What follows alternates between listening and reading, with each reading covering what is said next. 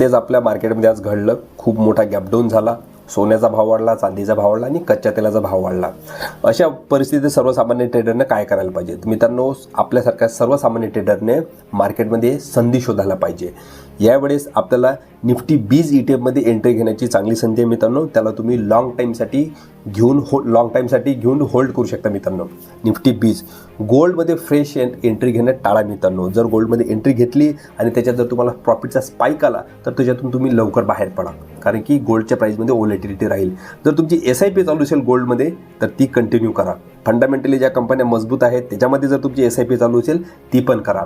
आणि ज्या L&T सारख्या कंपन्या आहेत, SBI सारख्या कंपन्या आहेत, याच्यामध्ये पण तुम्हाला संधी आहे मित्रांनो नवीन SIP चालू करण्यासाठी. व्हिडिओमधली माहिती चांगली वाटली असेल तर सर्वांसोबत शेअर करा आणि सिरियस असाल मार्केटविषयी तर चॅनलला तुम्ही सबस्क्राईब करा. थँक्यू.